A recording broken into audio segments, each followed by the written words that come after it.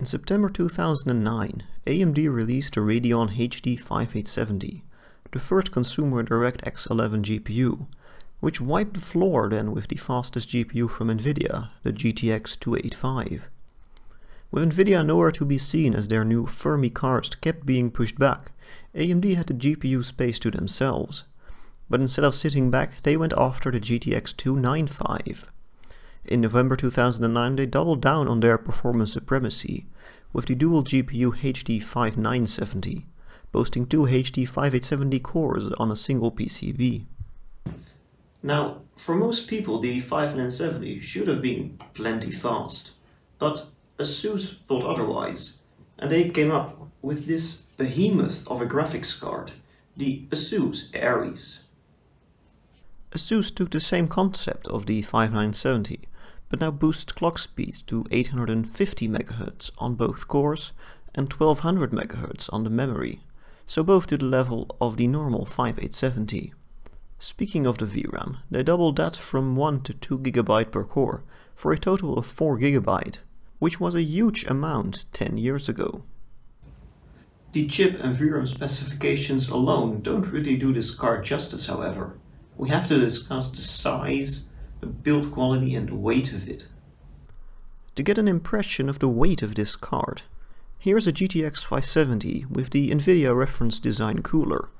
It features a basic 2-slot design with a plastic shroud, no backplate and a standard aluminum heatsink with 3 copper heat pipes. A very generic design.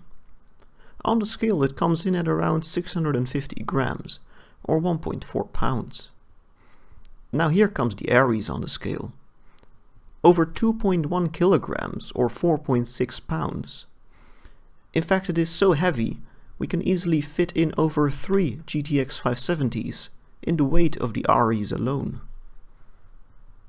Let's take a close look at the card just to see why it is so heavy.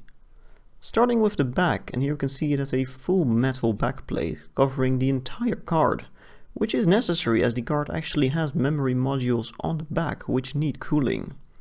And what's also cool is that the backplate actually has cooling fins for better heat dissipation, something you really never see. Also on the back are voltage readouts and a quite neat ARES sticker. Moving on the front, it's time to take the shroud off. And unlike the GTX 570 I just showed, this one is all metal, no plastic here. Without the cooler, the card is looking pretty wild. As you can see, the 2 individual copper cooling blocks. Very heavy and each with 4 8mm heat pipes. And in the middle there's also a beefy 100mm fan. Next up I've removed the copper blocks, and here's the all-metal cooling assembly for the memory and power circuitry. I've actually added extra copper fins just for the power circuitry below the fan. And here's the board itself. We have 2 40nm AMD Cypress GPUs.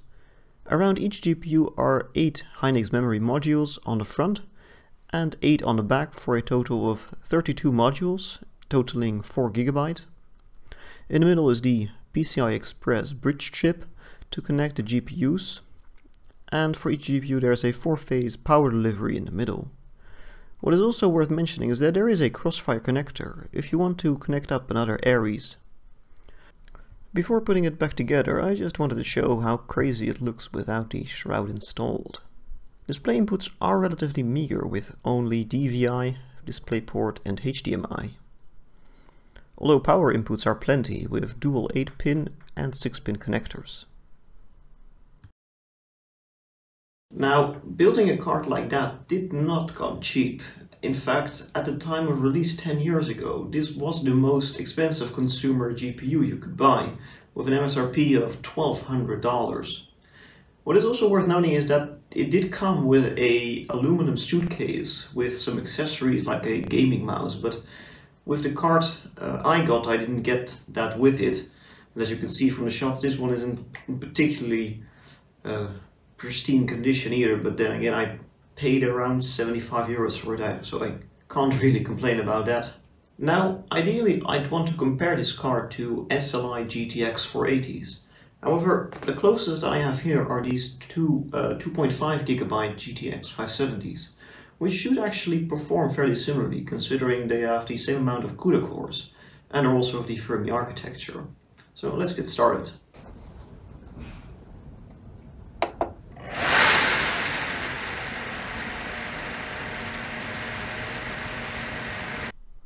Starting with Rockstar's GTA 5, running on the Rage engine in my usual benchmark run through the city and mountains.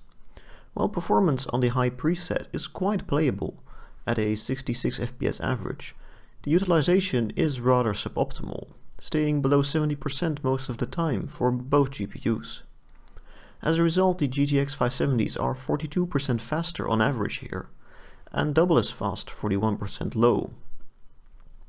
Things, however, are much more impressive in Crysis 3, running on CryEngine 3, at 1080p with the very high presets. Here I ran the intensive grass level, and here the ARES scores a very respectable 48 FPS average, which is only 6% behind the 570s, and actually only 11% behind the 7970 Platinum.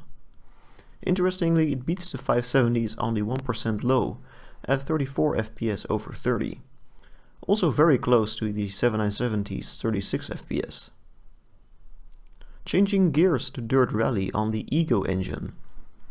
Here at 1080p, the ARES is playable at 64 FPS average, although it is 11% behind the GTX 570s in SLI and 28% behind the 7970 Platinum. The 1% lows are less flattering, however, at only 31 FPS. Next up is DICE's Battlefield 4 on the Frostbite 3 engine, running 64 player at 1080p high preset.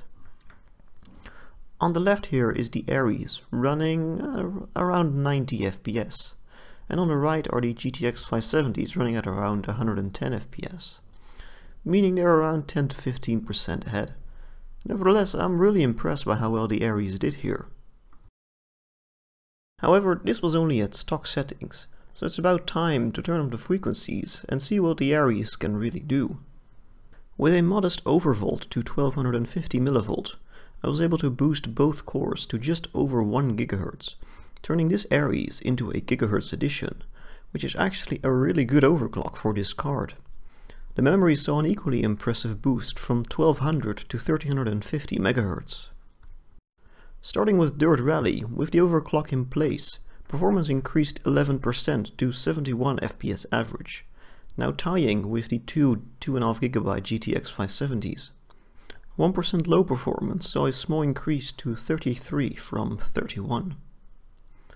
And now for some truly staggering numbers. Crysis 3 increased a whopping 17% to 56 FPS average, easily beating the stock 570s, and also the factory overclocked 1100 MHz HD 7970 Platinum, which scored only 54 FPS.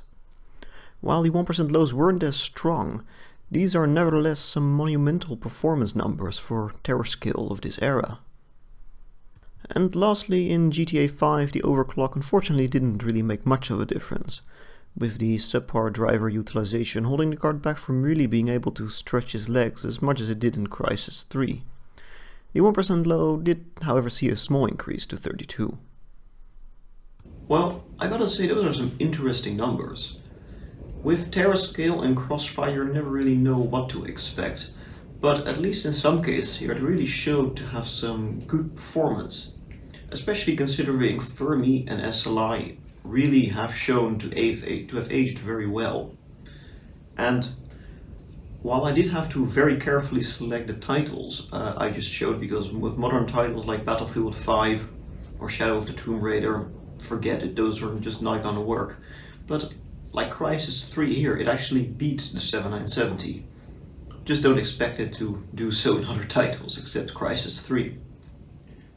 Some other impressions from testing is that I was actually quite impressed by the cooler, or at least the way it was set up, as it never really got over 60 degrees centigrade at stock, although it did get rather loud while doing so. Have a listen.